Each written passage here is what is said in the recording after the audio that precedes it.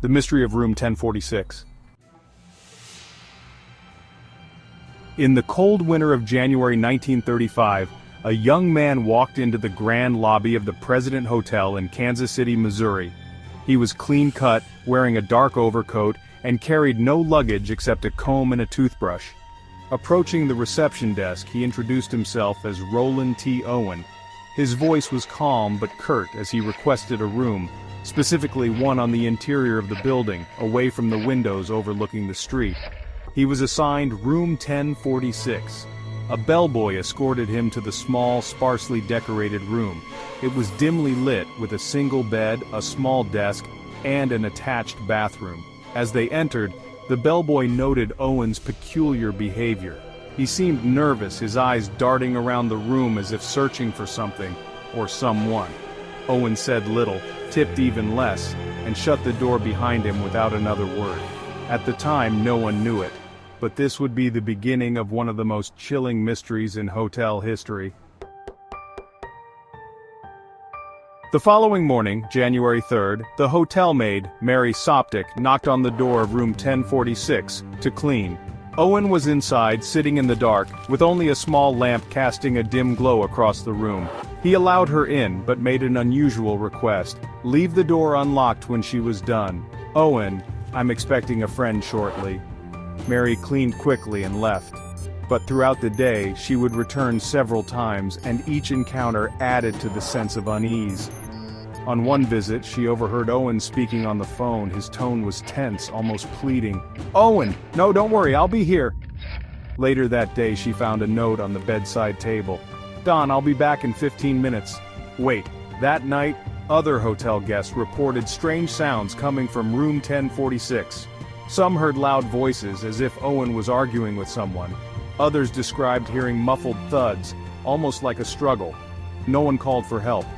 In the hallway, a guest spotted a shadowy figure standing near the door to room 1046, a tall man in a dark coat. He lingered for a moment before vanishing down the corridor. The next morning, January 4th, the hotel staff grew concerned. Room 1046's phone had been off the hook for hours, but no one answered repeated calls.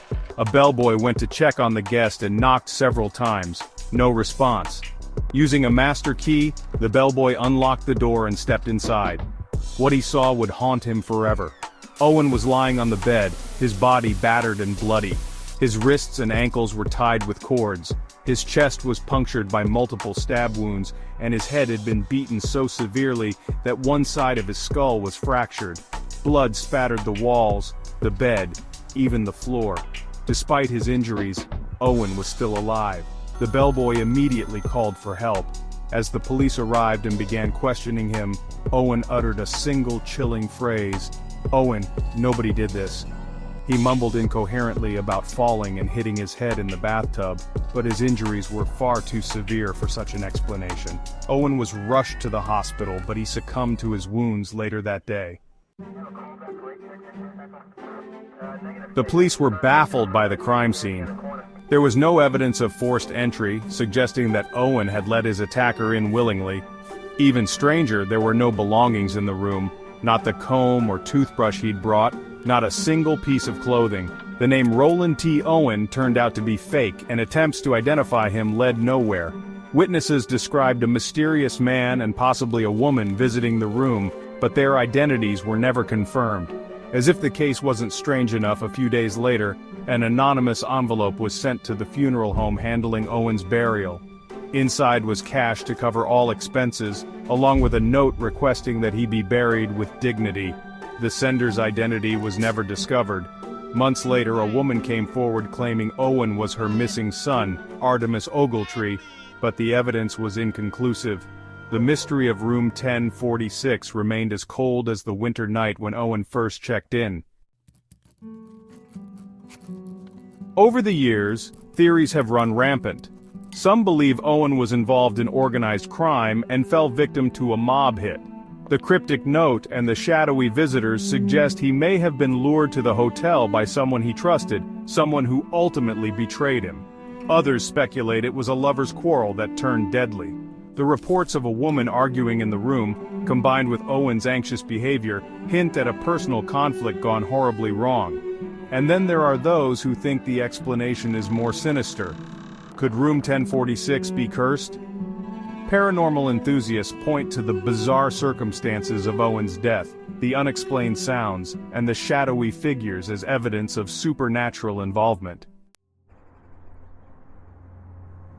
Today, the President Hotel, now the Hilton President, still stands, and room 1046 has become the subject of ghost stories and urban legends.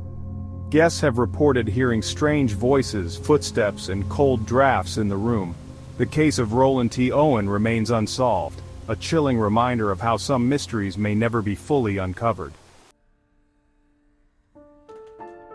What happened in room 1046 that cold January night? Was it a crime of passion, a mob hit, or something darker? The truth may never be known, but one thing is certain: the story of Roland T. Owen continues to haunt those who hear it. What do you think happened in room 1046? Share your theories in the comments below.